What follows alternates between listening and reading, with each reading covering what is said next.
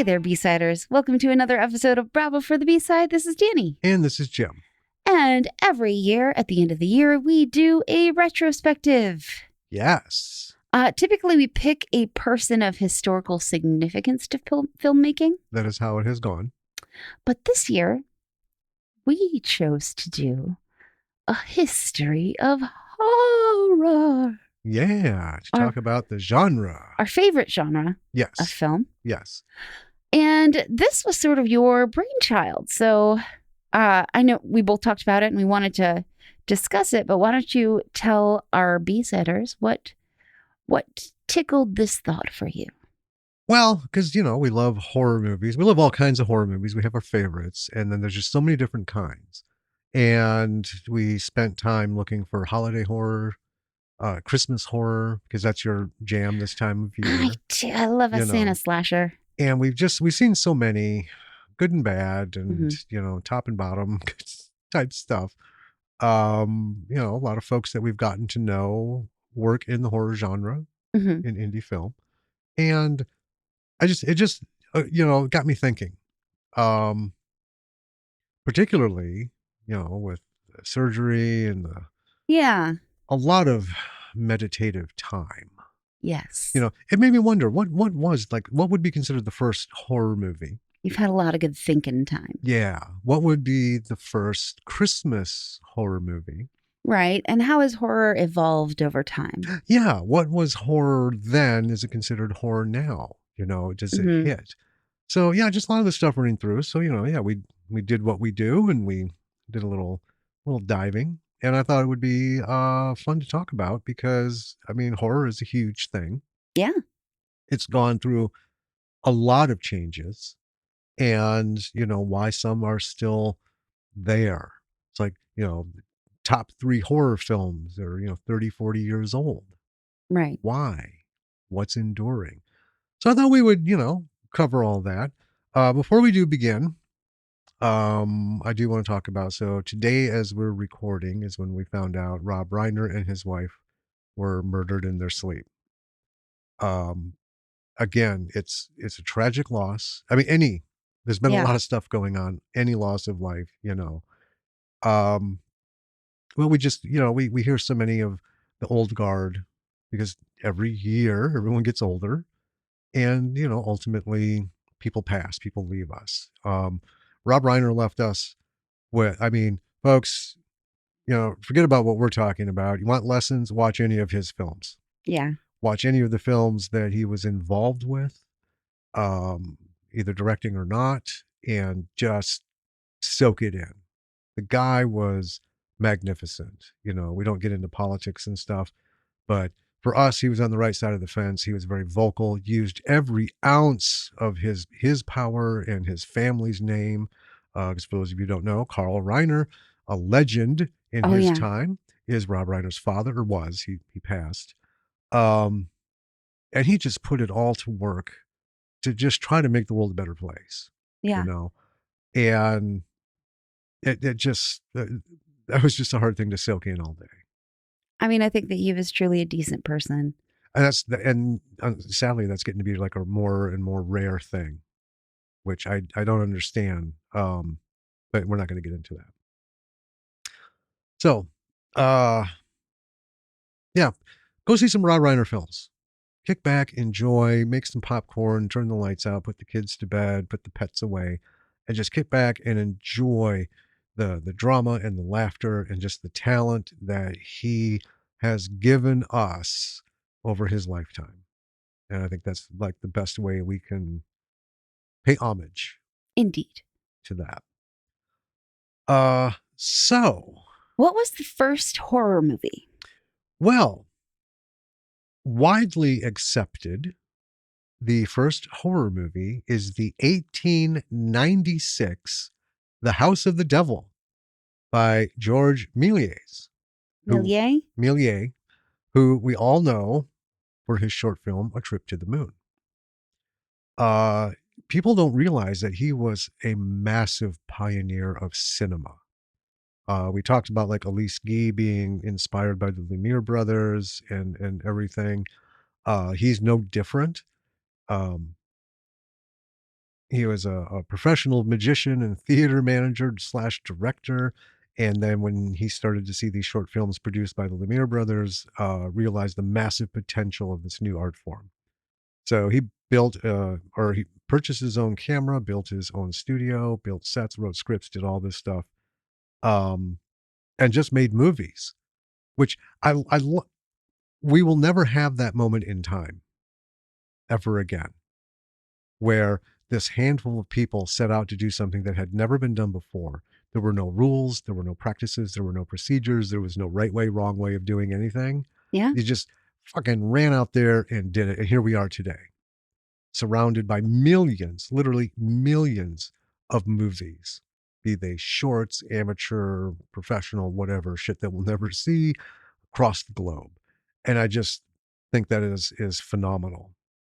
So he was the first to figure out that the camera itself could be used to create basic special effects on film.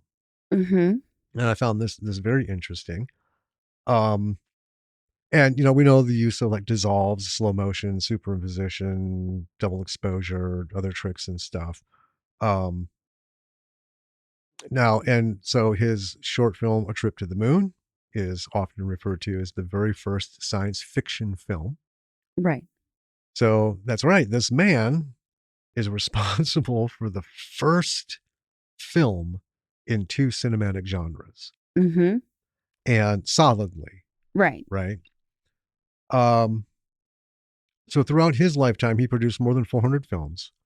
His skills as an illusionist made him uniquely adept at working in this new medium. And he viewed it as another way of creating visual magic. Right. And the alchemy of his talents combined to produce changes that, Yeah. altered the course forever. So his patented special effects of transformative appearing and disappearing was discovered by accident.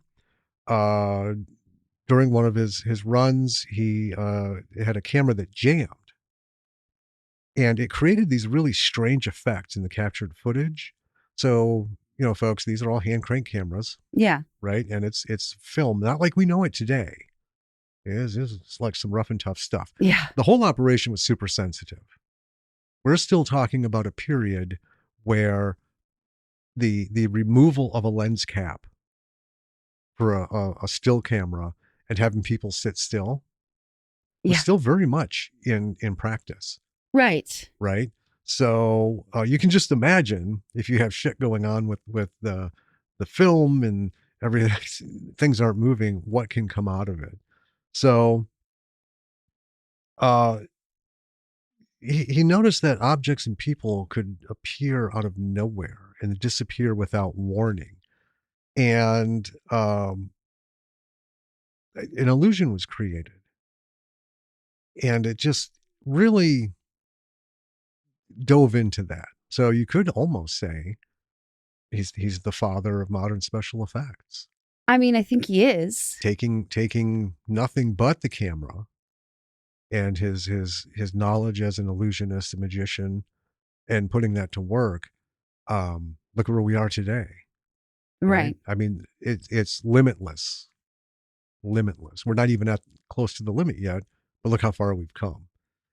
Uh, so that fascinated me. And if you've seen any clips of the House of the Devil, it's pretty simple. And uh, it's the devil shows up. And, this again is one of those things is okay. So in 1896, clearly the devil is about as much of a monster as you can get for horror, right? Yeah. Because very Christian societies, very deeply embedded beliefs at that time, naturally, Oh, yeah. and that's what we're going to talk about too, is with the evolution of horror, what has popped up, out of nowhere, Mm-hmm. right? Um, so that is going to go down as the first horror film The House of the Devil, 1896. And from there, it just spawned. It did. So, uh, horror has changed quite a lot Yes. since the birth of it. So, from. Sorry, I don't understand. Thanks, Siri. Uh, embarrassing. But from 1896, the first horror movie, and now it's on my iPad. It was a lot about like silent screams, and because this technique of filmmaking was so new, a lot of people thought that films, basically in general, like the art of film itself, even the Lumiere brothers films, were considered scary. Right. There were a lot of people, who didn't know what to make of this. And culturally speaking, there are still cultures today that, just basic photography is a no-no. And, the whole thing of capturing the soul and all this and that, and then you're going to try and show these folks a movie? Well, I found this wonderful quote from Maxim Gorky, who describes the Lumiere brothers' A Street in Paris, an 1896 film, not meant to be a horror film. Last night I was in the kingdom of shadows. If you only knew how strange it is to be there. It is a world without sound, without color. Everything there, the earth, the trees, the people, the water, and the air, is dipped in monotonous gray. Gray rays of the sun across the gray sky, gray eyes and gray faces, and the leaves of the trees are ashen gray. It is not life, but its shadow. It is not motion, but its soundless specter. Here I shall try to explain myself, lest I be suspected of madness or indulgence in symbolism. I was at Almonts and saw Lumiere's cinematograph, moving photography. It was, filmmaking itself was like dark sorcery. Well, it was. And imagine, some people have seen photographs during this time. That's how we wanted to get moving pictures. But the thing to remember is, even since the beginning of time, we've lived in a world of color. Right. Right. And how come these things called photographs and whatever else they named them? And they're basically black and white. There's the sepia stuff. There's the tin prints and all that, different shades of it, but no color to speak of. Right. So it is like looking around. So looking behind you, got all of our photos and paintings and stuff. And then there's that, picture of Elise, and it's black and white. And it stands out. And I remember growing up, yes, we had a color television, but most of what I watched was old shit from the 30s and 40s and early 50s. And there was just, you knew you were watching TV or watching a movie because it's black and white. Yeah. And I think that kind of fed into kind of the diabolical nature of this new medium. It lacks color. In the beginning, it lacked depth. Well, and it's, you're capturing people on camera and you're showing people the ghosts of those people. Yes. Literally, right? Yeah. Well, and then you do something like introduce the devil or try to introduce like an actual ghost. Right. Which they could do with regular photography. And, people like Millier figured out how to do it with moving photography. Mm-hmm. And so most of these were pretty short. The 1896 to 1910s didn't come out with a bunch of long films. Right. One of the longer ones is Metropolis, and that's one that a lot of people will recognize. Yes. Which was a very expressionist science fiction, but also horror film. Well, yeah. And we're going to talk a little bit about that too. Yeah. Before we keep going down the list, though, I want to hit the Christmas movies. Oh, okay. Because there's a couple in that time frame. So let's go back to Christmas. So the first Christmas horror movie is widely accepted to be Silent Night, Bloody Night from 1972. The year before, in 1971, there was Whoever Slew Auntie Roo. Difference between the two is Whoever Slew Auntie Roo takes place on Christmas, but it really has nothing to do with Christmas. Christmas is sort of like the bring everyone here and something's going to happen. Sure. Right. Yeah. Kind of like we talked about with Thanksgiving. There's a lot of stuff that happens on Thanksgiving, but it's not really Thanksgiving oriented. Right. Obviously, Halloween. I don't think there's a horror movie that takes place on Halloween that doesn't have to do with Halloween. Right. I mean, that's kind of the. I mean, how would you even work that out? That's kind of the kitsch of Right. Halloween. So Silent Night, Bloody Night is going to be the winner there. Now there are folks who, and this is where we, this is again why I wanted to do genres over the decades and stuff. The first A Christmas Carol is by many construed as a horror film. Right, because the ghosts in the movie or the book A Christmas Carol is it's supposed to be a spooky book. Well, yeah, and the whole thing of it is the horror of seeing his grave and the horror of knowing that you've been nothing, you meant nothing, you know this just terrible existence, right? Yeah. Because a horror movie doesn't have to be slashers from beginning to end. Now, the first Christmas Carol was filmed in 1901. Okay, so obviously that was silent. There was another version in 1935, but the 1938 sound version is the one that we all know and love. It is considered the holiday classic. Mm-hmm. Black and white, the whole bit, right? That makes it tough. Still, it wouldn't make it the first Christmas horror movie, but it could contend with the 1972 Silent Night, Bloody Night. Sure. Right? Any one of these. As a holiday horror. Yeah, all three of them,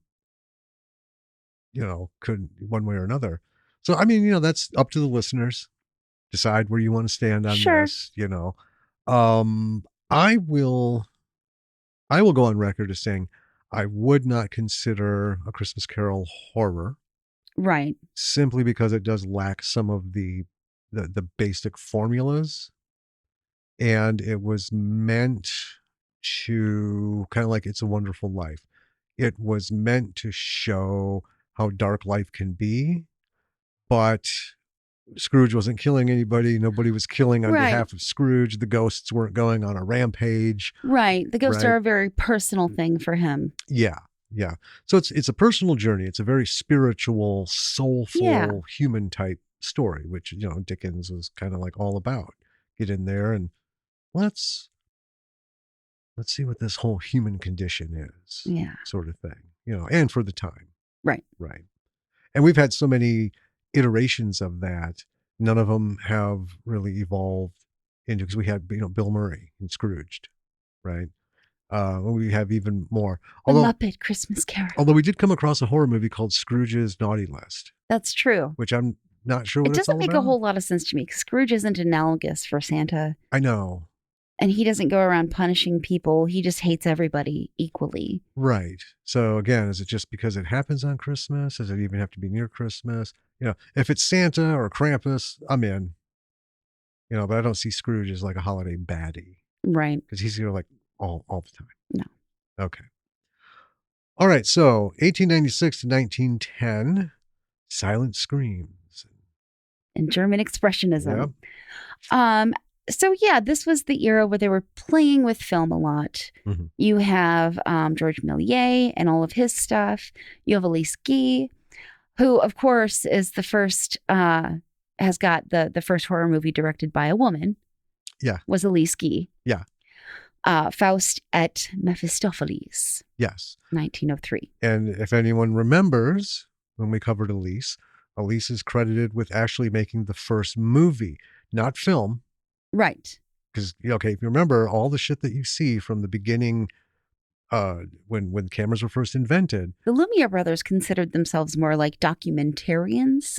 And that's just it. It's, they set a camera up and filmed the street. Right. Because, I mean, it's wild, right? Yeah. To be sitting in a box, in a room, in the dark, and then see cars and shit going up and down the road and horses passing by and people moving at 1,000 miles an hour. Very wild. But I wouldn't call that a movie. Right. Right. Elise invented the narrative. Mm-hmm. Things that she did actually had a story, had a reason. You could follow it from beginning to end, even though they were short. Spoke for itself. So that was kind of the big thing there. Yeah. And they did at this point jump into some like literary adaptations. I think the first Frankenstein movie was done in the early 1900s Mm-hmm. By the Edison Company, of course. Yeah. But mostly it was these, silent horror films. Right. And because they're silent, a lot is left up to your imagination, right? And that's where the expressionism really came in, and the German expressionism films did a really good job. Big face in the camera. Yes. Right? Yeah. Really show those emotions. You throw it all at the camera. It was very like theatrical. Right. I think it was the one point in history where everything, without knowing it, embraced Shakespearean presentation. Because these guys are these little figures on a stage. Because if you're more than 20 feet back, you'd be surprised how small everything looks. Yeah. But they have to not just get the words out, but the tone, and they have to use their makeup and what they can of their face to, express. And it's always overdone. I mean, that's the whole William Shatner thing, right? He brought his classic Shakespeare to Kirk, only realized later on it's a little much. Right. But that, but now you have no sound. Right. So you really just gotta make it physical. So yeah. And the horror of the things that they did, or the horror that they chose to do, was really relied on that a lot. A lot of ghosts. It relied a lot on the reactions of the people in the film. Yes. Right? Because it's difficult to get a jump scare in a silent film. It is. And jump scares didn't come till much, much later, really. But right. Then we move into the 20s, where they leaned into that sort of visual dread. So it wasn't so much focusing on the expressionism, but really leaning into like, oh, you can make stuff super spooky in film. You can really focus on the unsettling images. A couple of movies from this time period are Nosferatu, which was just a ripoff of Dracula. Right. And The Cabinet of Dr. Caligari. All these like very visual films. Yeah. I want to touch on Nosferatu a little bit. Yeah. I mean, yes, it's a ripoff, and we famously keep going on about the Amazon Prime logline movie. Just different enough from Dracula to not get sued for copyright. Yeah. That was it. That's it. But if you watch our versions of these kinds of creatures and these kinds of things, Nosferatu actually really capitalized on lighting, where it really was shadows and silhouettes. They maximized it. And back then, too, you got to remember, everything had to be lit extraordinarily bright. Yeah. Right?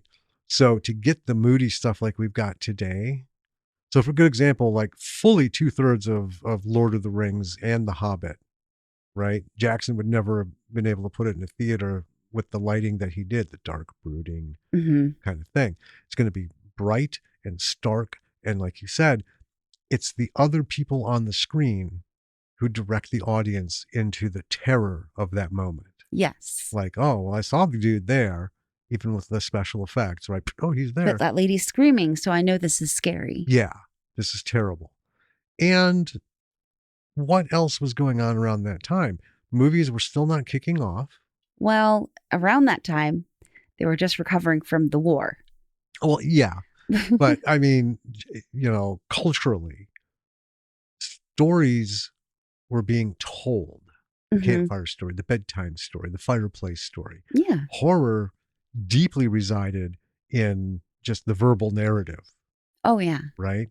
So when you start bringing the shadows to something someone can watch, that's scary. It is. Because you have kids who are wetting their beds and not wanting to go outside because, it's an outhouse. Right. Right. Because it's scary and it's dark. Turn of the century. And then you have all your local lore and stuff, and it all hinges on things being not quite seen. Yeah. Things, a shadow sort of thing. Yeah. So obviously, visually, that's what everybody would have gone for. Well, yeah. And I mean, the war itself kind of reinvented the way people looked at what was scary, Yes. right? Because, 9 million dead. Mm-hmm. If you were alive and you were, a young man, everyone who you grew up with was dead, probably. In most cases, yeah. So the visual language of horror had to be kind of reinvented from that, like, oh, the dancing skeletons and, people vanishing, to stuff that was a little more resonant. Right. So one of my favorite eras for horror films is the Universal Monster era. 30s. The 30s. And so these do go like kind of back and forth between, I mean, there's always a little wiggle room. Yeah. But we get Dracula, Frankenstein, Dr. Jekyll and Mr. Hyde, Wolfman. the Mummy, Wolfman, Yeah. the now, Invisible Man. Before this, we did have Phantom of the Opera. That's true. Lon Chaney. With Lon Chaney. Mm-hmm. But this is where Lon Chaney's career really took off, was in these monster films. And this whole thing, so we have Dracula, we have our wives' tales and folklore, right? We have Frankenstein, literature, right? A literary horror. But yeah, the horror of the unhuman, not inhuman, the unhuman, the thing that's created, this creature that lives and is not creeping around like Nosferatu, right, is trying to deceive and just, lure people and do that whole thing. Yeah. But also I think this was the decade, was the true birth of makeup effects. Oh yeah. Because they really pumped it up. I mean, Lon Chaney, hands down, nobody's ever going to be better than him. Right. Right. Even the guys who do magical shit today that we love, from Nicotero to everybody else. This dude had nothing, and went through such physical pain to get his effects to work. And the quality and ease of film is improving in the 30s. Yes. Now it's everyone can make movies. It's still expensive. Right. But it's a lot more accessible. And so you have this almost explosion of monster movies. And we have things that we've never seen before. We've never seen a wolf man. Right. We've never seen Frankenstein. Now, the square top, that is what it is. Right. Right. But that was as unhuman as you could probably make the monster look. Well, right? Yeah. And we're getting into talkies as well. So it's not just, the spooky visual stuff. It's people being able to do voices. Bela Lugosi is Dracula. Oh my gosh. Well, okay, let's back off that for a second. Or let's back up with that. So how many Dracula movies? Through every one of the rest of these decades, there has been Dracula of many kinds. For sure. Right. And a lot of them are bloodfests, and we'll talk about some of the greats, the horror greats who've made probably combined more Dracula movies than the whole world put together. The thing is, the one reason Bela Lugosi, that Dracula, will always stick with me, the hauntingness of it when I saw it as a kid, wasn't because he was frightening. He wasn't gory, right? There wasn't a lot, because there's no way they'd get away with it back then. But because we have sound, we are able to introduce the monster who doesn't sound like a monster. He's very refined. Oh, yes. Of course, he has his, accent. But he doesn't like, Well, It's like, some of the monsters do that, and that's fun. That's like the precursor how we got to Hannibal Lecter. Oh, yeah. We can talk about Hannibal Lecter and all the shit that he did, and that's kind of horrific. But there's nothing more creepy, and that's like, one of the top 3 for a horror film. You gotta fucking creep people out. There's nothing creepier than watching somebody who is just a fucking monster. But act like a person. Exactly. The unhuman coming at us as a human. Frankenstein, the monster. Okay. That fit in, and the madness of Victor, we can hear it. Yeah. That wouldn't have been able to pass on a silent film as convincingly. And they did, but they're all like blah blah blah blah. It's almost to the point of like, Charlie Chaplin over exaggeration to show that I'm mental kind of thing. So yeah, the Universal monsters, I think, just broke the doors down again. Yeah. And just gave everyone new tools and directions. Go get them. Right. And I want to say these decades we're talking about, like, not every movie in this decade fell into this category, but overwhelmingly it was the feel of the decade. Yeah, I mean, everything grows, but you break it down. Each decade had a growth or a moment that launched. Yeah. So scooting forward into the 40s, this decade was plagued by war era anxieties. Mm-hmm. Mind games, a couple of movies from the era, Gaslight, which is where the term gaslighting comes from. Yeah. And it's about a man who drives his wife insane, basically. Yeah. By gaslighting her. Mm-hmm. And then Cat People, which is a really disturbing film about people who are electively turning into cats. It's very strange. So many years later, about 30, 40 years, Cat People with Natasha Kinski hit, and it is based off of that. But they took that whole clump of dough and just reshaped the shit out of it. I mean, it's just crazy. Yeah, crazy. But that's also something we'll talk about is, the endurance of these kinds of things. Right.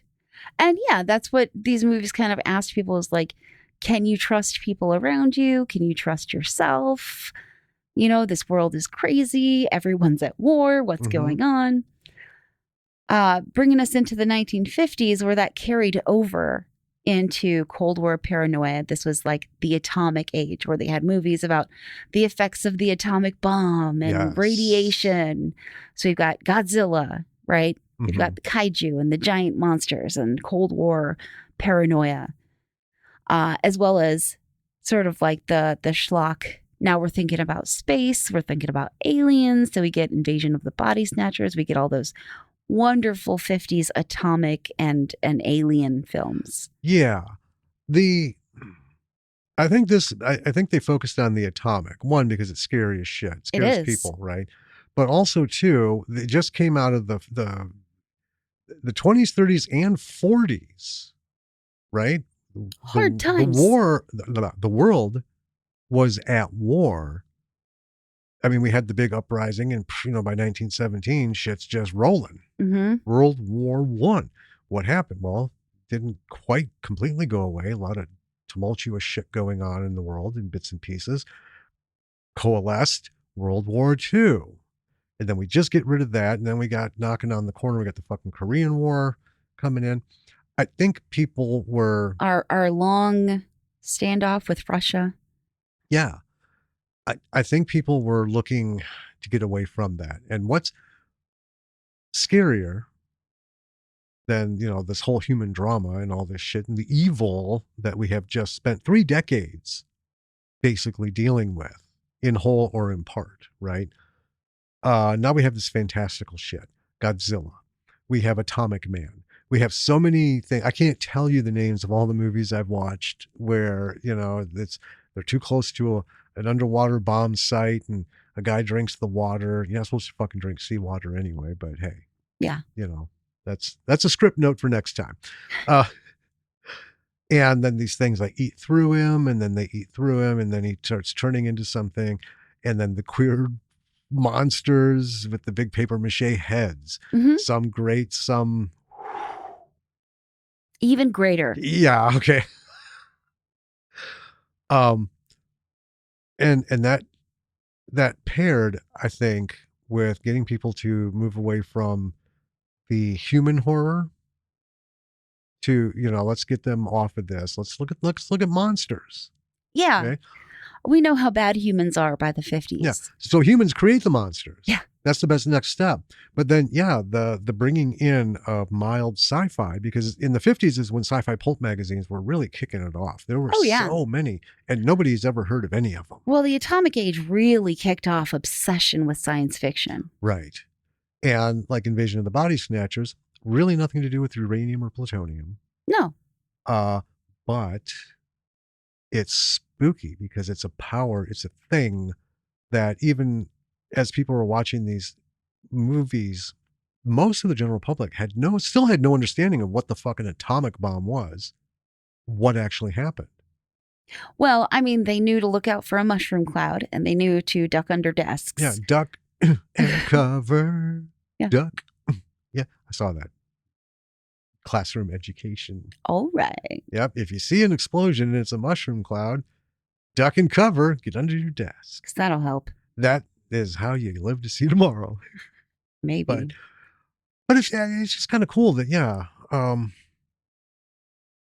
the atomic age, even though the words were meant to be nightmarish and kind of a sit back, right? Mm-hmm. It opened the door for all the creatives. Like atomic age, well, we got spaceships. We can have spaceships have to have aliens, and all manner of shit can happen. Oh, yeah. And that, I think, is when the floodgates opened up. So we had a lot of sci-fi, but I think this was really where science fiction horror was born. I think so. At this point, because they really went whole hog after that shit. They did. Yeah. Yeah. I mean, it was the true, real, like, big birth of sci-fi horror where it just took off. Mm-hmm. Moving on to the 60s, where we honed back in onto human monsters. Yes. With psycho killers, right? Mm-hmm. Hitchcock, the movie Psycho. And the 60s was just full of movies about serial killers or, like, I don't want to say crazy people, but crazy people. I mean, yeah. And we're still going on killing sprees, inviting people to their mansions. And that's the funniest thing. So we just got out of fucking Korea and we're in the process of, building ourselves into the Vietnam War, mid to late 60s, get all that fully underway. But the cultural changes that were taking place, the creatives really started to look back at the human monster, So we have our, good friend Norman Bates. Yeah. And seems like a kind of guy, maybe a little too rural, a little detached, kind of thing. And then you realize, sweet fucking Christ. He's a monster. He's batshit crazy. There's no political correctness here. That motherfucker is 5 boats out from the fucking dock of reality. Yeah. Shit. And what's scarier than the person who looks the safest could be the one who fucking ends you? Yeah. And Hitchcock, I mean, that was his whole thing. He was not a monster gore dude because we've got birds and high anxiety and just all manner of vertigo. Yeah, just everything. He really liked to study the human condition. Yeah. But he took it a little bit further, mm-hmm. right? Because we have Norman Bates. We have a serial killer. Yeah. So we have a serial killer movie, right? Nobody chose to look at it like that. They just chose to look at it as, goddamn. Yeah. And it was really also, I mean, with Psycho was the birth of the slasher. Yes. Which is my favorite kind of horror. Yes. Now, and mind you, folks, we are, hitting like the high points. Well, the high points and like Psycho, but we also know that as the 60s, mid 60s through to 1970 was one of the heaviest, but not the heaviest for grindhouse, what would become grindhouse films, mostly art house, just really weird shit where it was just blood and gore with like no story. It was like shock cinema. Yeah. Because we were still honing in on these psycho killers and that whole the human is the monster kind of horror. You know what I mean? Yeah. And I mean, other notable films that came out in the 60s were like Night of the Living Dead, Rosemary's Baby. We were kind of like And that's the thing. Night of the Living Dead is an exception to the psycho killers. Right.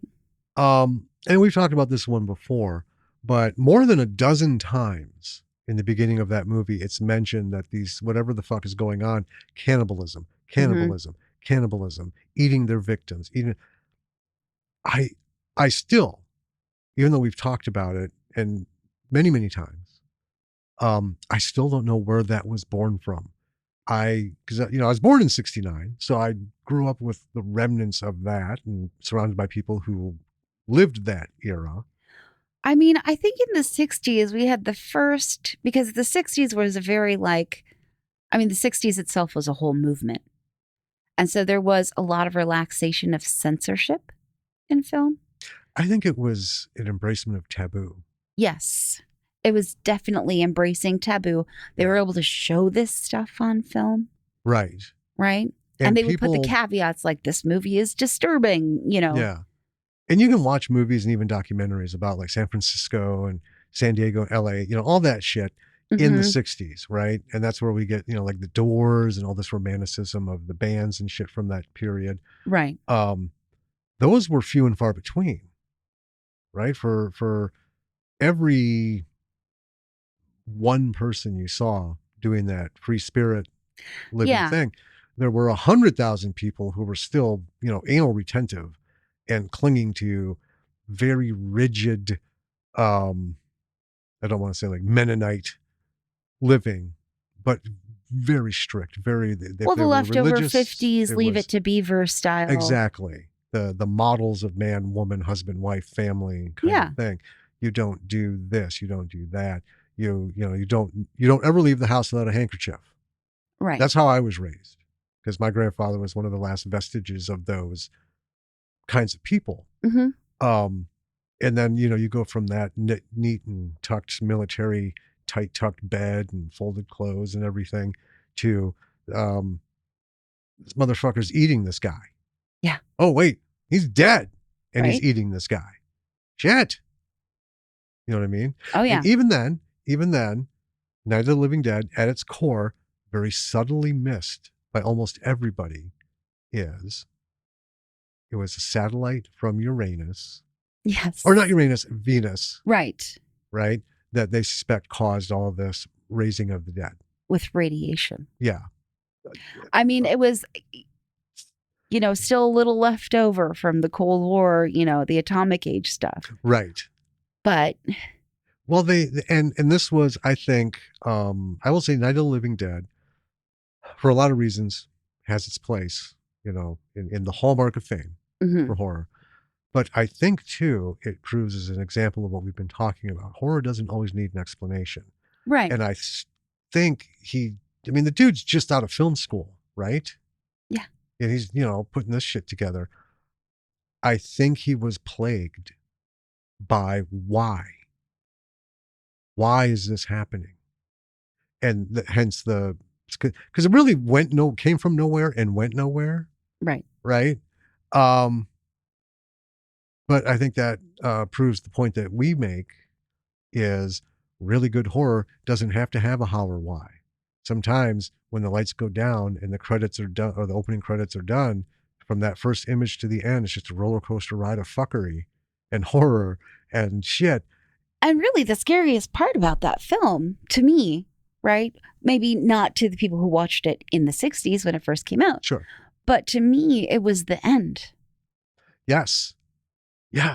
That, I think, and that's why I put it up there. You can win, you can survive.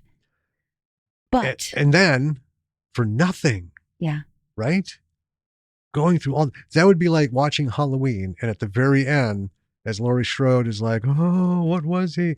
And then Myers pops through the wall, rips her fucking head off, and runs off down the street. Giggling. Yeah. It's like, damn. It's like, what? Why even bother? I know. What a disappointment to survive all that. And that's a fear. Mm-hmm. That is a fear, is to make it through something terrible and still fucking get dusted. Yeah. Right? And that feeds into horror of many kinds. Yeah. Well, and we've got, then Rosemary's Baby toward the end of the 60s, leading us into the 70s. Yep. For horror at home, which was all like fear your family, there were domestic terror and occult obsession films. Yes. And hence the big full vaginal birth of Grindhouse. Oh yeah. Yeah. Yeah. Because Grindhouse films cover everything from A to Z, even shit you don't even know about. They thought it all up. Mhm. They hit it hard. They hit it fast and with as few pages of script as possible. Yeah. I mean, from the 60s to the 70s, film now is affordable for people to do. Yes. Not necessarily people at home, but it isn't expensive. And there are like horror films left and right. You've got the Gaio horror, right? Mhm. You've got the spaghetti westerns, as you say. Yes. Yeah. Different genre, but same kind of thing. Mhm. Take the formula, minimalist involvement, and kablam. You've got so many fucking Westerns. I don't think anybody could name them all. Right. There's Well, they did thousands. the same thing with horror. My watch told me I need to stand up. Yeah, mine did too. So we've got Black Christmas, which is very like domestic terror. It's, the sorority house Right. during Christmas time. There's the creepy, the calls coming from inside the house kind of situation. Yeah. Well, Halloween. Silent Night, Bloody Night. Yep. Mm-hmm. And of course, Halloween. Yes. And granted, that came towards the end. Yeah. But it was, there's a lot of horror because we also have, things, The Exorcist. Oh, yeah. So it plays on the religious aspect, but it's that whole thing of the real terror it was a little girl. This happened in this woman's home, Yeah. right? This wasn't some big, like, Charlton Heston epic saga type film where they're traveling to all the holy lands and uncovering these things, Well, right. right? Yeah. You think, Metropolis is this big city, Nosferatu is the castle, we've got all the Universal monsters. They're all in these weird cinematic locations, you get. Yeah, this is just a slightly well-to-do family living in a fucking flat. Yeah. Right. All this stuff is at home. And then bam, Mm-hmm.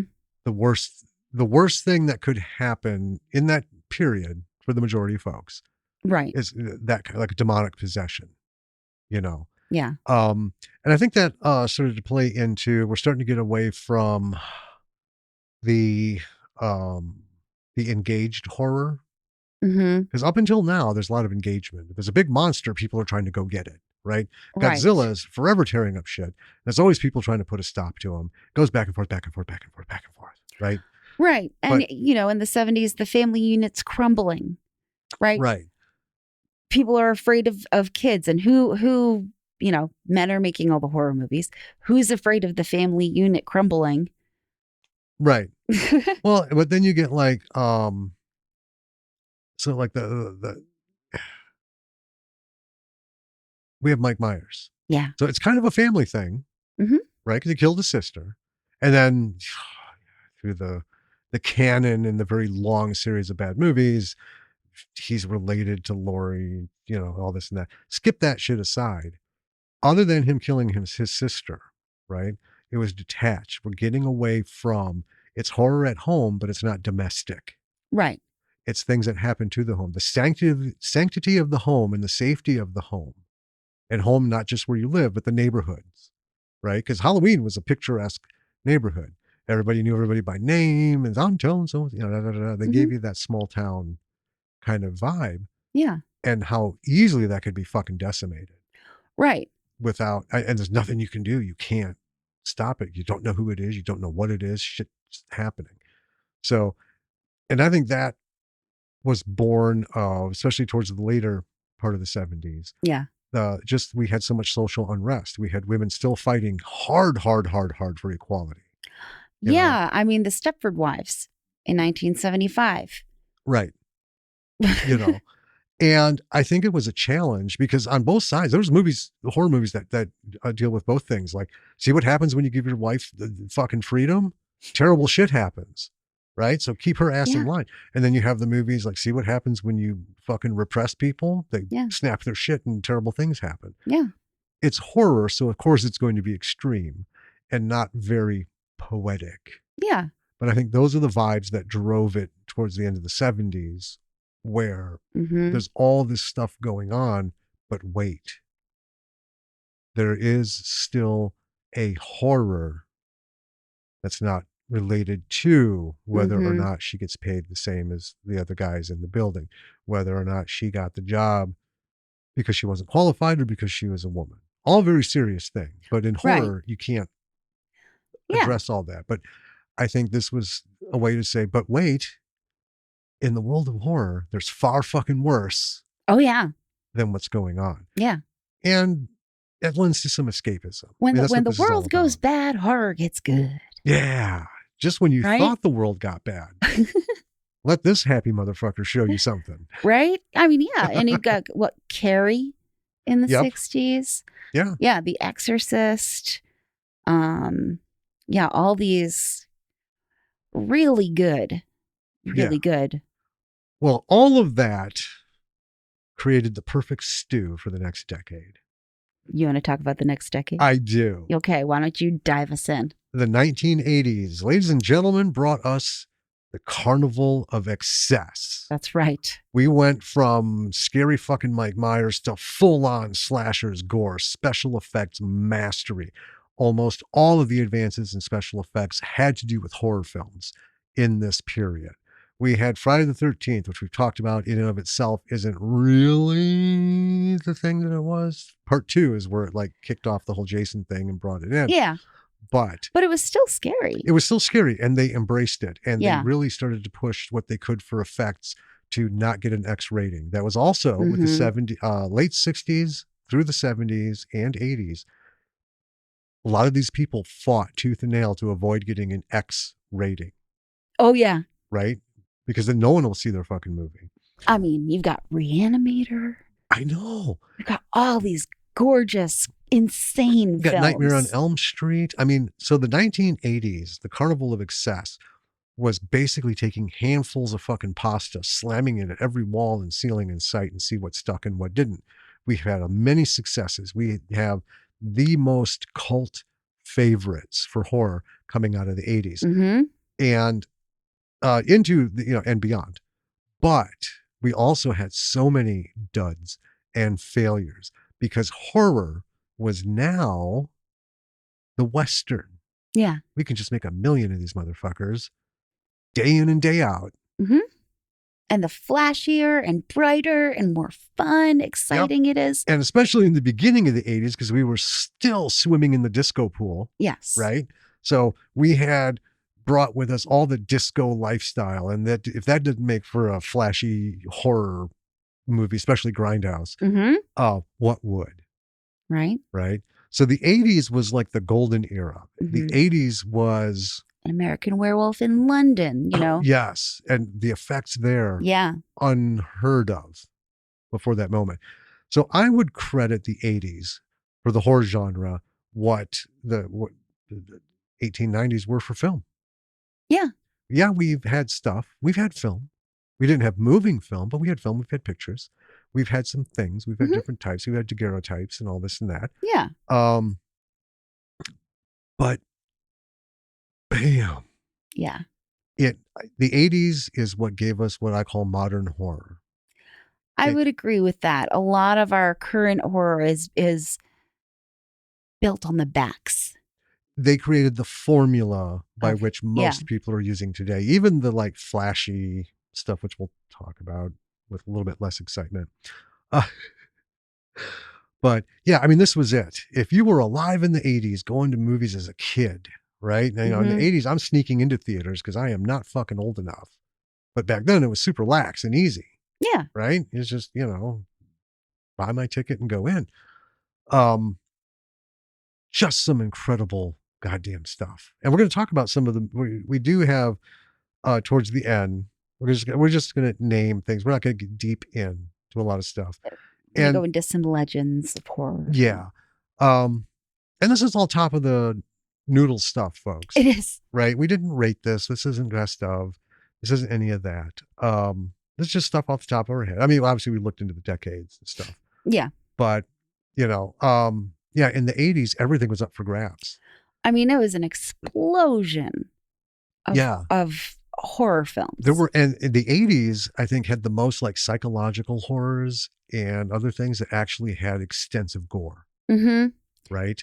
I mean, it was the first time they put horror, because horror was doing so well in the 80s, that they started making like family horror, like Gremlins. Yes.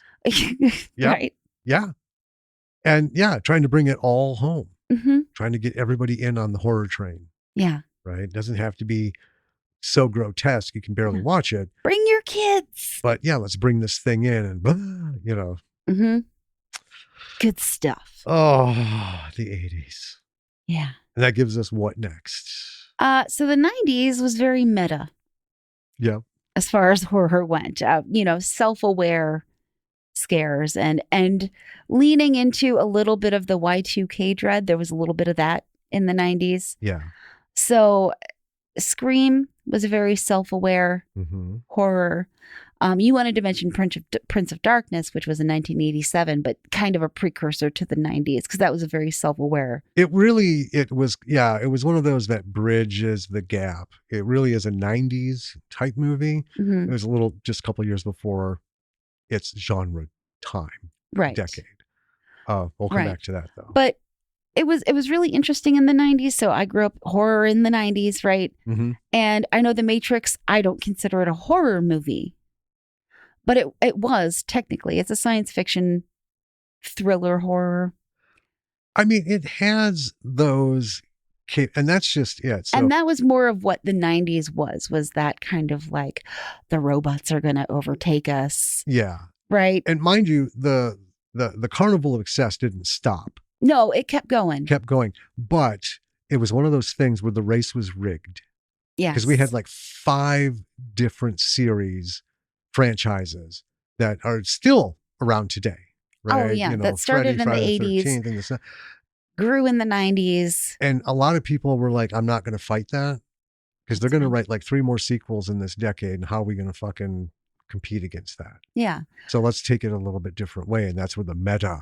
Yeah. So you get way stuff outside. Like Final Destination, I Know What You Did Last Summer, all these horror movies that are sort of like, we know we're a horror movie. So they kind of put that in there and they added, I think, that meta element. That meta elephant is fun, right? Yeah. In some horror films. I don't always like it to be there, but it was just a really interesting era. Well, I want to talk about Prince of Darkness real quick before we move on to the 2000s. So the Prince of Darkness, I put that on here. Yes, it was 1987. I'm talking about it in meta horror, but this also fills the formula we're talking about. A lot of these things have a through thread, right? So religious conviction, religious beliefs, confidence and safety in your faith has been challenged all the way back to the 70s with The Exorcist and even before. Yeah. Right. And we just talked about it. The first, the fucking devil was the first horror movie. Oh, yeah. Obviously. The thing about this movie is cinematically, it's not going to be up there. Right. But when I saw this, I mean, it was the first time I sat in a movie theater and had never been more uncomfortable in my life. Like really, like what was happening on the screen was actually permeating the theater. And it had nothing to do with Alice Cooper's weird cameo as a homeless dude. Sure. Who summoned bugs at the behest of the devil. But the whole thing is they find this like giant cylinder in the bottom of a church. It's full of this swirly liquid. At the time, it looked super cool. Right. Sure. So, and that was supposed to be like the essence of the devil that had been sealed. But the seal was breaking and all this shit started to happen. It's a convoluted, complicated thing going on. But it worked. But they did it in such a way where it really wasn't about the religious standpoint of it. It was the science standpoint of it because people were scientists trying to figure out what the fuck is this and how's this working? And what is this thing they found in this church that's about to be demolished? And it really, as we got into the meta stuff into the 90s, that, like I said, it was just a little too soon. I think if they had released it in like 93, I think it would have hit home a lot harder in terms of revenue. Oh yeah. And stuff. Because a lot of people still don't know anything about it. But it really did do that. It took you so far out of the basic horror, and it elevated it to this is horror at a whole different level. And it's not just the devil, but this is time itself. This is the inevitable. You are seeing from the top down, there's no fucking way out of this. What do you do? Right? Yeah. That will stick with me forever. That'll always be one of my favorites because I've never sat in a theater and felt uncomfortable in a horror film. Ever. In any film, really. That one hit home. The first movie I felt uncomfortable seeing was Fight Club because I was too young to go and see it at the I don't think that my mom and my aunt really knew what that movie was about. They just wanted to take the kids to a movie. Sure. And so we all went and we were like, what is happening? That is a tough plot. For like a 12-year-old. Yeah. Yeah. That one's a little rough. And I was the oldest kid. Anyway. So in 1999, we had the Blair Witch Project. Yes. Which brought us into the 2000s kind of like global terror. Yes. So this is where we got a lot of found footage films. Yes. Torture porn films. And this sort of weird phenomenon where we would take Japanese horror movies and make them in America and just make basically the same movie, but worse. Right. Well, yeah. And with that, the rise of Japanese horror. Yes. And the ludicrous shit that we talk about that are some of our favorite shit to watch. Oh my gosh. But yeah, that was its. What was it? Meatball Machine. Oh, there's so many good Tokyo ones. Gore Police. Yeah. No, Midnight. Yeah, Midnight Meat Train was not Japanese. That was the other one. But Zombie Ass. Oh, Zombie Ass. I mean, yeah, the scale is from like 1 to 1,000,000. I know. And they've got a movie to hit every one of those. Right. Let the Right One In. And that's funny because if we hadn't had such the rip-off movement. Yeah. Those would not have had such a predominant place. Because look, everyone's like, anime's been around for fucking ever, but really it hasn't only ever been a big thing, not that long in the stream of things. And they really should have seen it coming from the meta era of the 90s, ripping off Japanese movies and having people going, but what about the one that the Japanese made? I want to see that one. Right. I guess they tried to. The problem with watching some of the Japanese horror, because I watched, what was it? Psycho Goth Lolita. Oh, yeah. Yeah. It's still hard sometimes to watch them because it's still very Japanese and it's their own culture and they have a very specific way of doing and showing things and telling a story. And sometimes you get so lost in it, like, it's just a wild bloodfest horror. And then a lot of things just don't make sense. Yeah. Right? Because you kind of forget, oh, yeah, that's right. This is their story. You just get into the blood and stuff and muscle memory of all the other things. Yeah. But yeah, you get stuff like The Grudge, The Ring, Let the Right One In. And then the torture porn, which is the Saw series. The whole Saw franchise. Yeah. And others. And then, found footage, which Blair Witch kicked off. Yeah, and I still have a hard as hell time with. It's just, I guess it's an optical thing for me. Well, we've watched like Troll Hunter. Yeah, there are some good found footage one. That motherfucker rocks. Yeah, I watch it in the original language. Mm-hmm.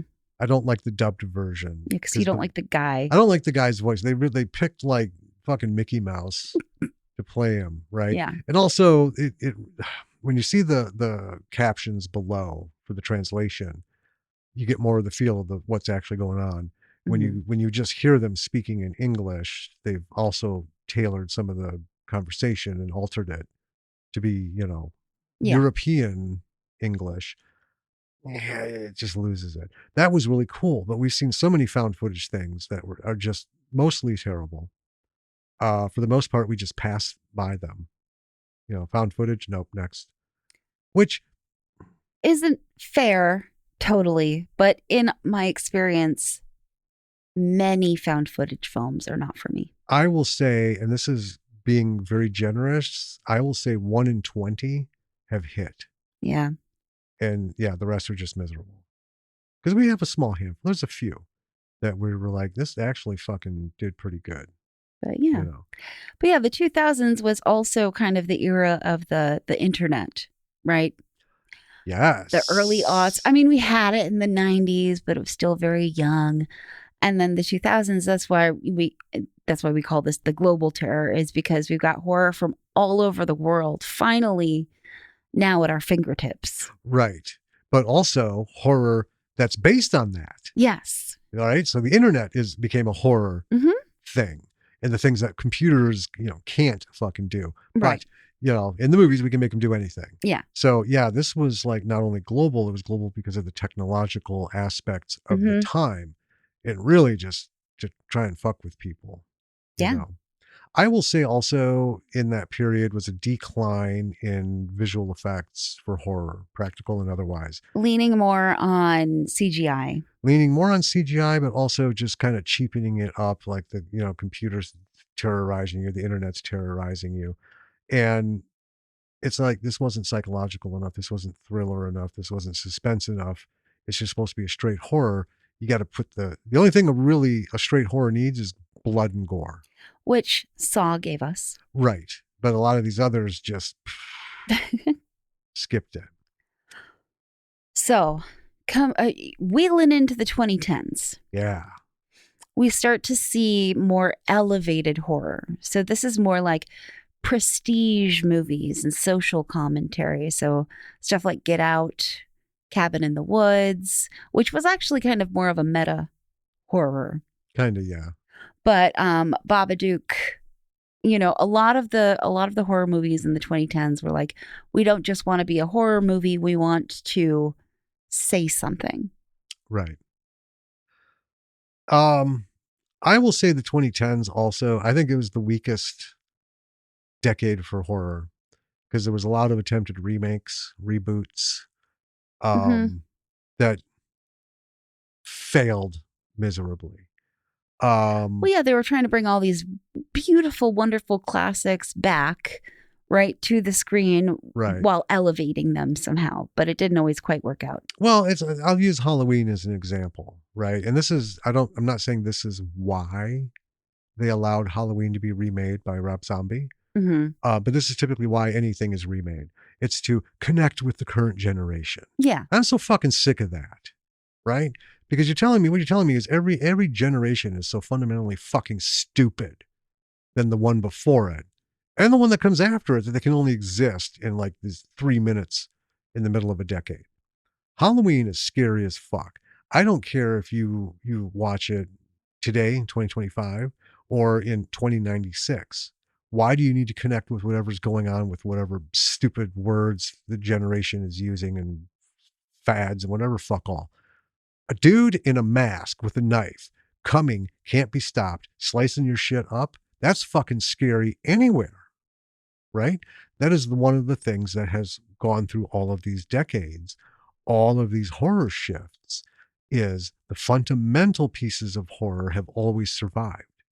These movies didn't stop getting made in those periods. They were just less pronounced, right? Yeah. But that's the thing is like the tens, every time we turned around, they were remaking a fucking movie. And why? Because it almost always sucks. And they destroyed the entire, I'm sorry, but Rob Zombie completely fucking destroyed Mike Myers. Took that whole concept out back, popped it twice in the head and just left it on the fucking ground. It was one of the worst movies I'd ever seen. I get that. It's not because I have nostalgic connection to the original Halloween. The original Halloween will fuck you up. This was just, hey, look, I can get money and makeup effects, because woohoo, right? It made no sense. And they tried to make it make sense. And that's what murdered it. That's what killed it.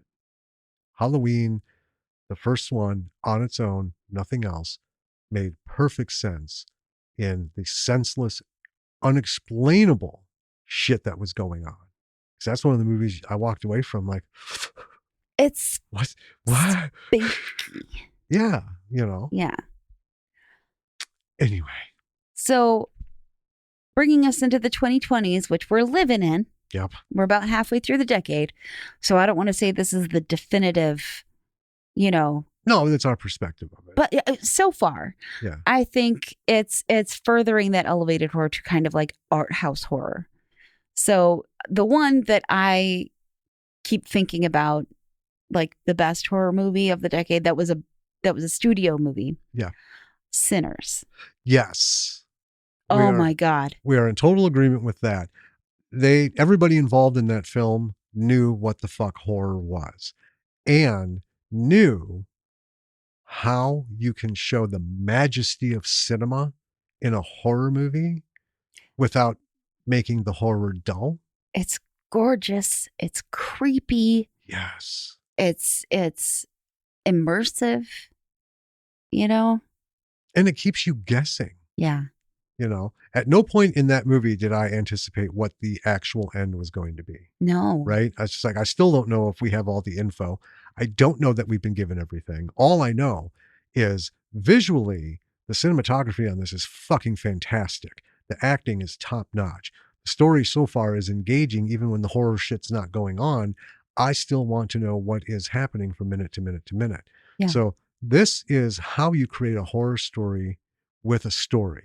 I'm on the ride. Let's go. Yeah. And then when shit started to kick off, mm-hmm. Oh my God, it was just like, fucking nothing but toppings and toppings for your already delicious bowl of ice cream. Yeah.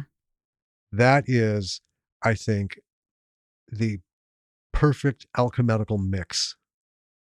Yeah. Of how to get all this beautiful stuff into a horror. And one of the reasons I want to talk about horror to wrap the year up is horror is kind of just like given sort of like the redheaded stepchild of cinema, right?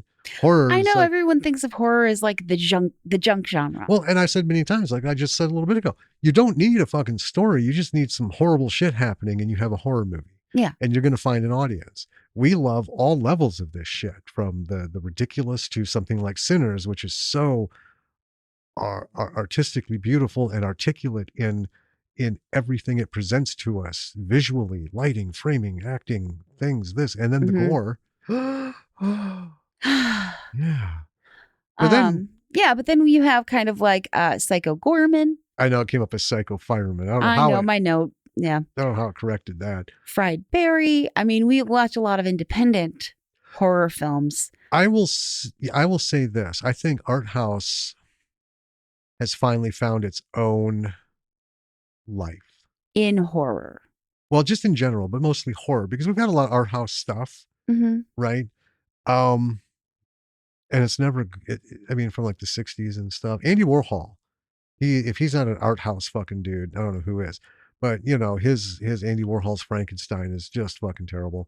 His whole, avant-garde thing of here's a dude sleeping for, 12 and a half hours, nonstop footage. No. But then you have something like Sinners, and then you have Psycho Gorman, vastly different than Sinners. Don't get us wrong. It is. We are not hitching that to the same wagon. No. But it is still fucking magnificent because it's brilliant, it's funny, it has ridiculous Japanese style gore. Yeah. And it is one of the funnest rides. And visually, it's just a treat. Yeah. Same thing with Fried Berry. And then you get Fried Berry. Ryan Kruger he hit that bitch out past Pluto. I mean, yeah, that hits. And it is weird. And the funny thing is, it's weird. It's uncomfortable. There's enough gore. And then it gets to the point where it's like, that's excessive. And then we're into like some Japanese horror level. That like torture porn. Yeah. But he manages to do it. Yeah. Right. So could we do it? I have no idea. That's the thing, is I love to give these people the credit for what they've done, because that's something. Yeah. I don't know that I could replicate it, but I'm not a director, right? That's my head is not there. We're writers. Right. We can write it, but someone's got to build it. Someone's got to, direct it, and some people have to act it.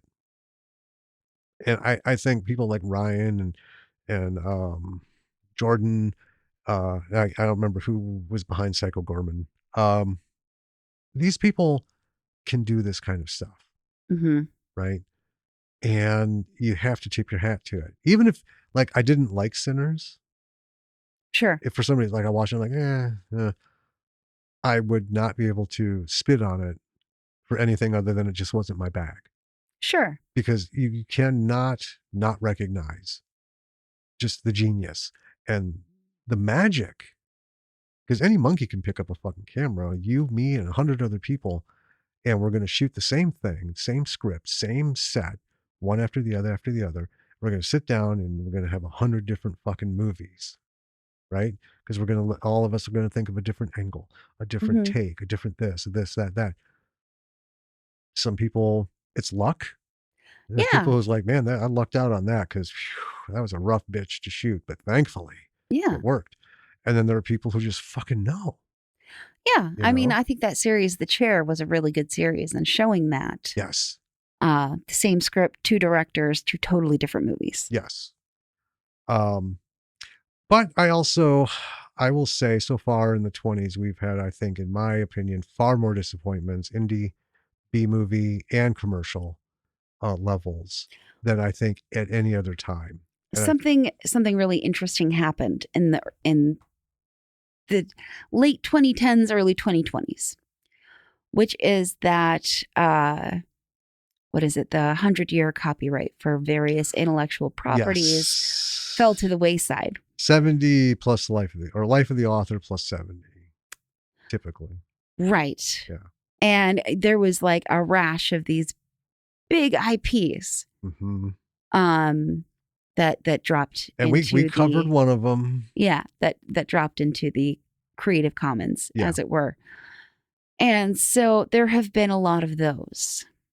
There have, and that has not helped anybody. No. But I also think too, and this is a generational thing. This is why each decade things happen. Yeah. I think the 20s is actually, I think, going to be the worst in this long list of Oh no, periods. don't say that. Well, I do, because I think just as a whole, everyone's just becoming too much of a pussy. Everyone's too afraid to offend anybody because everyone's fucking offended by everything, right? We have seen more movies attempting to be politically correct as a horror movie. Fuck you, right?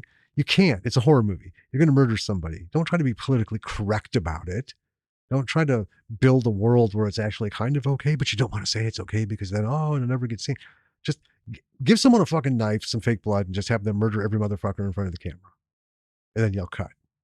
I don't mean murder them for real, but you know what I mean? We don't have a lot of that. Everyone is trying to be very careful. And I think horror as a whole is suffering for it. That's why, like, when I first saw Sinners, the trailer for it, I mean, we're inundated with this stuff. And I'm like, I'm just not fucking interested. Just like with The Walking Dead, right? Sure. I was not interested because at that same time they had a zombie survival reality type show thing. Oh, okay. That didn't go very far, very long. And there was a lot of that shit going on. And the way they had put it out, it looked exactly like one of those things. That's why that whole first run I skipped on. Like, I don't even want to who cares? I'm so sick of this reality shit. And then I found it one night when I couldn't go to sleep. AMC was doing all 6 episodes back to back. And I'm like, fuck. Oh, how did I miss this? Okay. And I don't see it going very far. I mean, we're almost at 2026. So the next 4 years, I don't see anything that's going to like surpass Sinners. I don't see anything that's going to break much ground. But I think we're getting to the point where people are tiring of this nonsense. And it's like, just grow the fuck up. Man up, woman up, grow up. I mean, it's a movie. One thing I will say about the late 2010s, early 2020s, up till now, is one thing we are seeing in horror that we have not seen previously is horror television. That's true. So there have been a lot of very good horror series. Mm-hmm. The Archive 87 or something. Archive 88. That's the one. Mm-hmm. American Horror Story, right? Those are really big. We're watching Alien Earth. Well, I think what we're doing is we're working into a new medium. Yeah. Because now with all the streaming stuff, right? It's not studios and it's not indie really anymore. It's, it's commercial grade stuff. But with I mean, the life of streaming is series, not movies. Right. Right. And that's the only thing that's going to keep it alive. So we're going to see a lot more. And I think for the first time ever, we have a platform where there's no censorship. Because we had we're inundated daily by Tales from the Dark Side. Oh yeah. The resurgence of Outer Limits when they tried that. Mm-hmm. And we just see how ridiculous they got with it. Just really go that's way too much. Yeah. You're trying way too hard. If you'd have dialed it back a bit and got a better introduction to the fucking show, it would have lasted longer. Yeah. But they are very 90s. That's true. Very 90s. No mistaking everything about it. I think horror is there's going to be a metamorphosis. And it's going to find something new. That's why I think this so far has just been kind of like I think it's exciting. The hibernation of it and trying things out.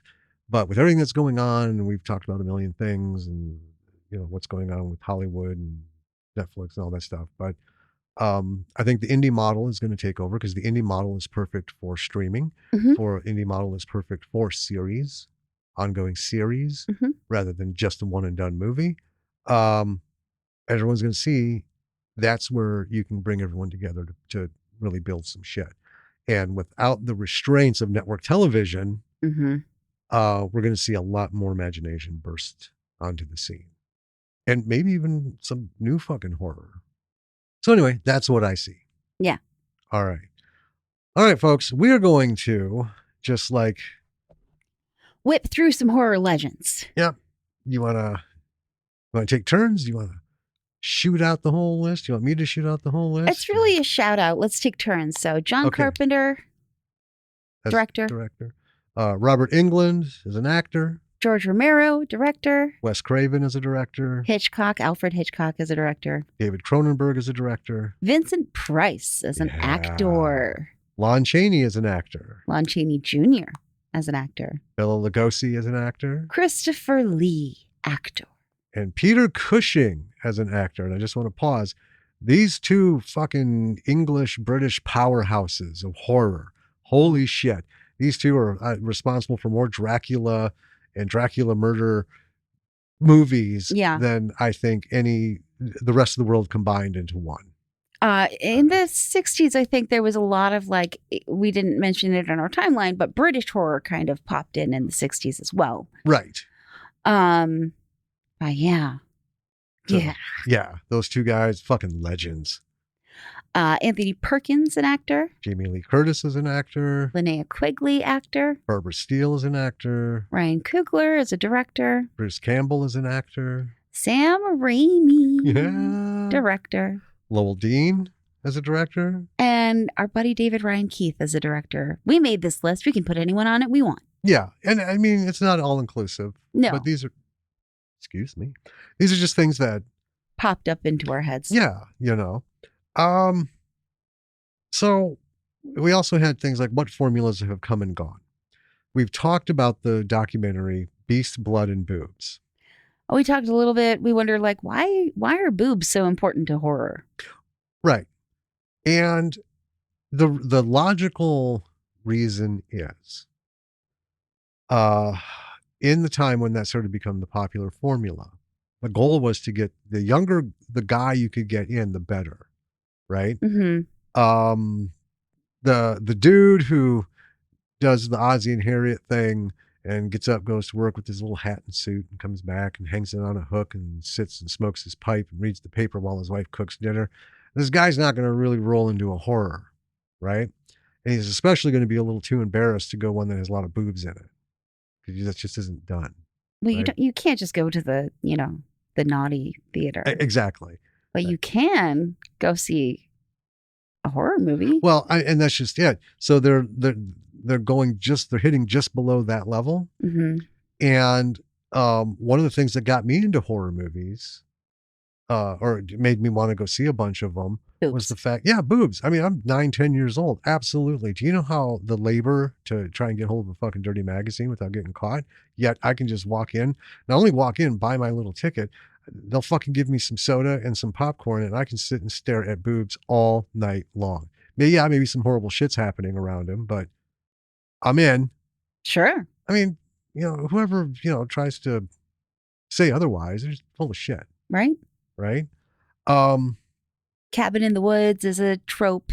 That's a formula. A bunch of kids go to the woods, get Yeah. killed off one by one. Well, but we're noticing less and less boobs Yeah. because that also became synonymous with misogynistic viewpoints, And cheap horror. cheap horror, just, the subjugation of women and everything. It got to a point where it wasn't just a casual, it's some girls topless at a beach before something happens. It started to become actually, I think, too integrated into the horror. It did. And like the torture porn stuff. And I will go ahead and say, we don't need it. It isn't fully necessary. Right? I mean, if you can work it in and it makes sense, like everything else in film, go ahead. But we have also seen a lot of people who just throw it in and it doesn't hit. Yeah. Doesn't hit. Just seems cheap. Our notes are kind of all over the place Well, here. we have like fear is an intimate experience. Yeah. Everybody's afraid of something, which is why we have this huge ass fucking gamut of types Different kinds of horror. films. Yeah. The And- subgenres for horror is like longer than any other list of subgenres. Yeah. So you've got, you said Cabin in the Woods. Yeah. We got supernatural shit. Yeah. We've got intellectual terror. Anime. Anime has grown into the horror genre. It has. And it's actually some pretty good anime horror out there. Yeah. Yeah. The twist Not as to a be, formula. not to be confused with Who Done It. Right. Or hidden in plain sight. Yeah. And then we have in caps, Don't Do It. And these are the types of films. And we use, so this example Don't from, do it. yeah, this examples from Big Bang Theory when they got broken into, the episode of Sheldon sitting out on the couch by himself and he's watching a horror movie on his phone. Uh-huh. And he's like, you hear, I'm going to go outside and see what it is. And Sheldon's like, don't do it, Jim. Wink, wink, wink, wink. And he's like, okay, I'm done. So yeah, it's everyone sitting in the theater. Don't do it. Yeah. Don't open that fucking door. Don't open the box. Yeah. Slashers. Obviously. Mm-hmm. And then there's like the high school formula. That was for the longest time, it was always high school kids. Yeah. Which in retrospect is a little disturbing because you technically are making a horror movie where older men and women are going to go in and they're supposed to be watching 14, 15, and 16-year-olds bare naked. Yeah. Right? A lot of boobs. I mean, obviously, we know the actors are 18 or older, and some of them were in their late 20s, early 30s playing these high school kids. But the idea, it's like, can we have child porn and get away with it by not having children, but lookalikes? It's a yucky thing to think about, and I thing. don't want to. Which is why I think the boobs part has left us. Yeah. Because it's not that there are no boobs in horror. There's still some, but they're not a staple. You need to sell me on it. Otherwise, I'm going to hit you as that was cheap and Yeah. But anyway. So we wrote down some of our favorite horror moments. Yeah. Yeah. We both kind of agree. Psycho Gorman. Just about everything. From the first frame to the last, everything in that fucking movie is magical. Maybe I do like hunky boys. I know. There is a film called Ghost Ship. There is a wire scene on that film. If you don't know what I'm talking about, just Google wire scene Ghost Ship and it'll pop up. It's fabulous. It is absolutely excellent. Oh. You also had almost every gorgeous shot from The Cell. Okay, story-wise, that movie blew, but cinematically, visually it was beautiful. It reminded me of the movie Brazil. Yeah. Right? Which was more visual than story. Mm-hmm. The Cell was. I'll just never forget him standing up in the throne room. I know. And the cloak on the walls. Yes. That was some long, wide lens viewing. I mean, yeah, it When was whoever good thought stuff. this stuff up, right? You know, And a each lot of one it was the, CGI, I mean, but still, it was still very, very yeah. cool. One of my favorite moments is I've said it, Mike Myers vanishing between takes at the end of Halloween. So we have Mike on the ground in the lawn full of bullet holes. We have Donald Pleasance, right? And he's talking to Laurie Strode. And then all of a sudden, fucking Myers is gone and the movie's over. Right? Right. And I love that, cutting it right there. That is not only one of the best ways to end a horror film, especially like a long slog like that, where it's like you think it's over and but there's no ever after anything. Yeah. Just it did it. I walked out of that theater like, well, what the fuck's going to go on? Because sequels were not a thing, really, for horror. Right. Never even entered my mind. Right. I mean, I saw Star Wars and loved it, and I never dreamed there would have been a sequel to it. And I love that. I love that at the end of those movies, like at the end of Halloween, because you're a kid, you go and see it, you walk out, and you're like, he's not dead though. Right. He could be here. And dumbass me, I went to the 9 o'clock movie On Halloween. But anyway, that's we both talked, I think, about the end of the Night of the Living Dead. Yeah, how fuck, man. Yeah. Really? I actually, so I'll be honest about this. I may have mentioned it when we covered it. I actually cried. Oh. Well, because I watched these movies, they start at midnight, right? And the whole Yeah. house was asleep, all my cousins and grandparents and everything. And it was just me and the TV. And I sat through Night of the Living Dead by myself at like 6. Mm-hmm. And then when that happened at the end, I was so fucking angry. I cried. I get that. Because I'm like, no, this is, because I grew up on like Sinbad and Lone Ranger and stuff. The hero wins, goddammit. Yeah. And this poor motherfucker, all that for nothing. Anyway. Mm-hmm. The werewolf transformation in American Werewolf in London. That for me, because like I said, it was the first time ever in cinematic history that there were effects like that. Mm-hmm. And I was just mind blown. Yeah. I saw it multiple times after that, just for the transformations. Forget the, Jack turning into a zombie or decaying every time we see him living in, the in-between. Watching David turn into a wolf, sweet Christ, it blew the wolf man out of the fucking water. Oh, for sure. Where it's just like, shoo, shoo, shoo. And kind of building on that werewolf transformation in American Werewolf in London, that paved the way for lots of really great werewolf transformations. Yes. Culminating, I believe, in the werewolf transformation in Lowell Dean's masterpiece, Wolf Cop, where it is dick first. Yep. The first, and when we talked to him about it, it was not only the first penile transformation of a werewolf. We've never seen a werewolf's dick turn. Right. Right. That's just the way it was. But the fact that that's where it began, kablam, and then everything followed, and the rest of it was fucking cool too. That's true. But like it or not, that's going to be its claim to fame. Yeah. The first, Yeah.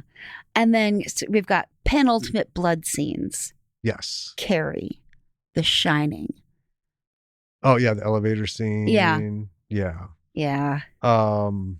Most of the cringe moments in the Saw franchise. I believe I wrote that. Yeah. Yep. And it's true though. And I love that. I love that when a movie makes me go, ooh. Yeah. Terrifier. Yeah. We talked about it. That scene where the woman is naked upside down and she's sawed in half. Mm-hmm. Jesus Christ. It's not like it hasn't happened before. It's again, the way it was done. Right? Yeah. And just everything that just made it like bam. Mm-hmm. Fried berry, basically everything. Yep. Frame to frame. Beginning, first to last. Kind of the same with R100. Yeah. R100 is so magnificent. I wouldn't call it majestic, but it is not majestic. It is weird. It is, but I love that fucking movie. I know. So much. I know. And I'm like, I want more. I know. I would watch it again. I would watch it 100 times. The chase sequences in Train to Busan. Yes. So satisfying.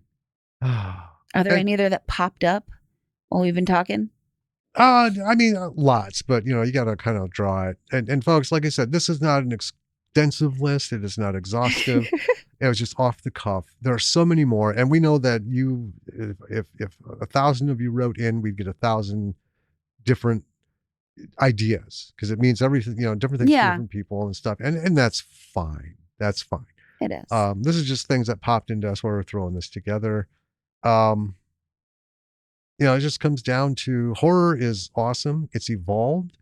There are things that have stayed true through each decade, whether they were prominent or not. And just, if you're thinking of writing a horror, kind of look around you.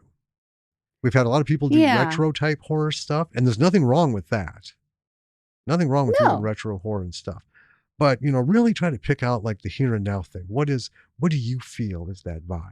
Yeah. Right. And kind of go with that because that's sort of what your audience is. It's not just horror people in general. Right. You want to kind of get, whatever.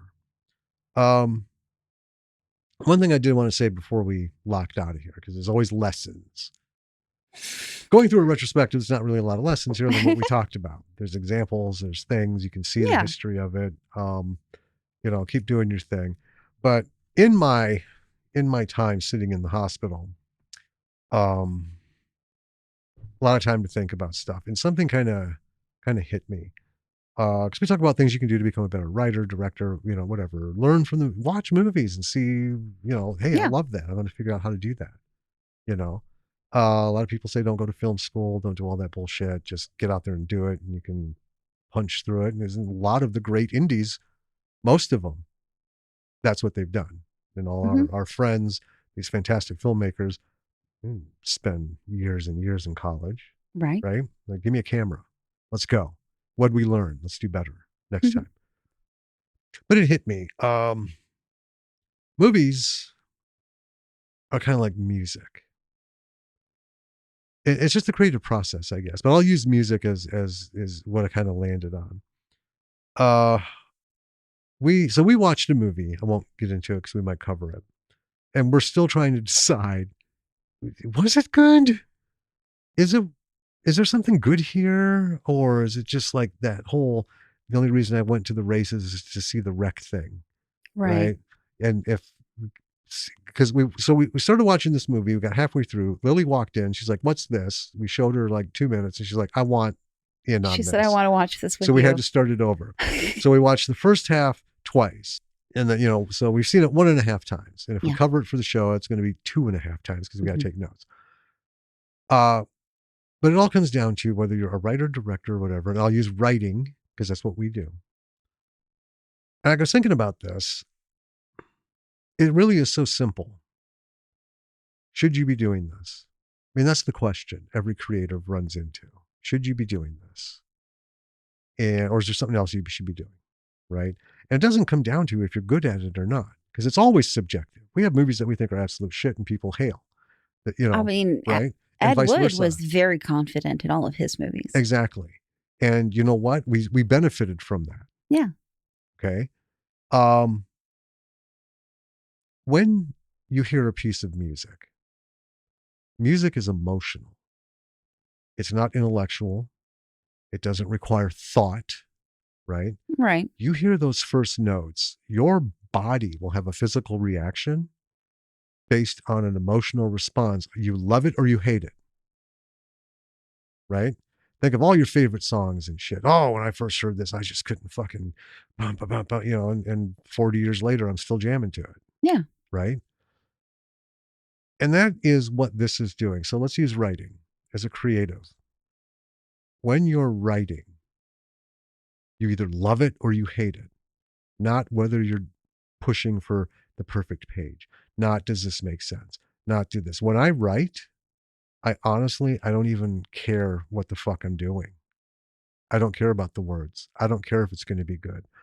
My whole body, from the very first time I sat down with a pencil and a notebook, piece of notebook paper and started writing a story. And I believe it's in that folder behind you. I think it's 1974 or 75 when I started writing my first story. The entire world stopped. I was so consumed with love and passion with just the stroke of that pencil. Mm-hmm. I didn't even care what the end was going to be. I could not imagine anything else being better, Yeah, there's nothing like it. you know?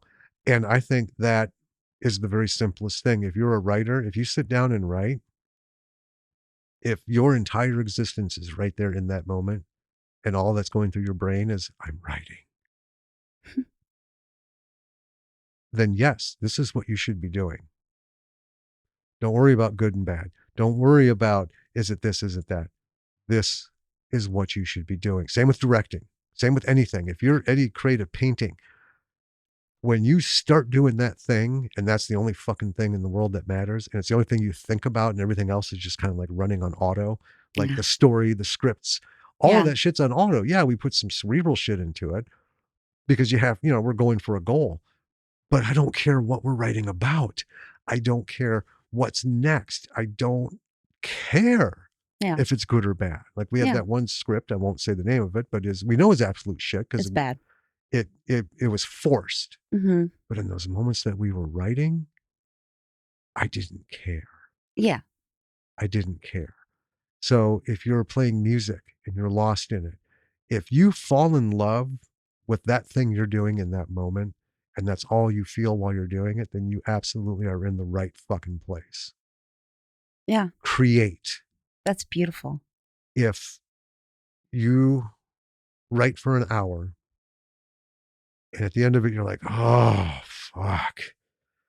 Whew. Yep. Made it. Got my hour in. Then maybe not. And that's not to say you can't find a career writing, because trust me, they need writers for all manner of things, right? Yeah. But if you want to spend your 80 hours a week laboring to put something out, and you can, I mean, that's fine. But for everyone who wonders, do I belong in the world of the creative? It's music. It's that instant. You love it or you hate it. You don't have to think about it. You don't have to try it. You'll know. Yeah. And like I said, if you're just like, yes, just yes. Yeah. All right. You're in the right place. I think that's a beautiful end cap for our year-end retrospective. Yeah. Take that with you into 2026. Yeah. And for more nuggets of wisdom, check out our website, lordsofmisruleproductions.com. All our past podcast episodes are on there, wherein you can find many nuggets of wisdom that we have doled out over the years. Yes. Speaking of episodes, this will likely be the last for 2025. Yes. Just because I'm still recovering and I'm about ready to close this episode down because it's been a fucking day. Spent a week in the hospital, worked last week. And yes, it's a work from home job, but still full of staples and stitches and shit. So, might just finish out the rest of the month, getting this one ready to go up, and then wait until January to start diving in. But we're going to have some interviews coming up. We have talked to some people, and there's going to be someone reached out to us, which we love. Yeah. So we got something we have to watch, and we're going to have this individual on because I'm very interested. It is super interesting. Yeah, and this is going to be a must fucking listen for creatives. I believe so, yeah. Especially in filmmaking. So, more to come. So let's see. You should probably hear this before Christmas. Merry fucking Christmas. And happy holidays. And I mean that, I hope it's all good with all the shit going on. I hope you have your pocket of goodness. Yeah. Whatever it is, I hope you can relish in it. Stay safe, especially those that live in the winter climes like us. And you know what? Ride out the rest of your year and hit 2026 just like you're going to punch that motherfucker in the face. Let's fuck 2026 up. Yes. Hit it hard and frequently. You know what I said about 2025 when 2024 was, ending was, well, it can't possibly get worse. I was wrong. But what I'm going to say about 2026 coming out of 2025 is fuck 2026. I don't give a shit. I think 2026, excuse me. Did I get you? You caught me mid-sip. Uh-huh. I think 2026, it isn't just the go get 'em year. Strangle that bitch and make your own. Yeah. Don't worry about what else is going on, trends and stuff. Every listener, find that fucking thing that makes you feel nothing but love and lost in the moment that you can't imagine not doing it. Yeah. And push that bitch to wherever direction it goes, and don't even look where everyone else is going. Yeah. I think 2026 is the year that every creative should just hit the whatever direction you're facing, just go. Yeah. And I think that's going to give us something beautiful. The year of kick the door down. Yep. And just take it. Make it. Yeah. Don't wait and see what's happening. Just fucking make it happen. Yeah. Write your script, shoot your short, call people up, encourage people, do all the stuff we talk about. Mm-hmm. Right? Do this for yourself and do it for everybody around you. We are the tribe. Fuck yeah, we are. Doesn't mean we all do everything together at the same time. But it does mean, you've got us in your corner saying, make that shitty movie. Yeah. Write that piece of fucking garbage. That's right. Right? Because you're going to write another and another and another and Film another. it. You've got a phone. Yep. And you never know what. You know what? This is the time. I'm going to tell you something. Yeah. This is the time because the studios are going down. That's what I'm saying. The streamers are going up, but they might not be the future. I think the future is us, you guys. I think it's the indies. I will. I didn't want to get into all that because it could be like a whole episode, but things are changing. You're the future. We're all the future. Yeah. We are the future, and it's not going to happen overnight. But now more than ever, believe in yourself. Mm-hmm. And if you believe in somebody else, fucking tell them. Yeah. Right? We're on the precipice of big shit. It's not all so much about ego as it just is not letting someone know that they shouldn't feel alone. Yeah. For whatever reason.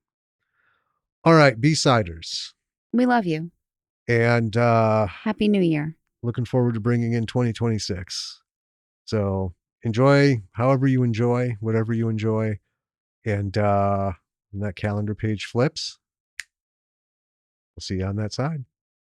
This is Danny. And this is Jim. We'll catch you later. Bye, everyone. Bye.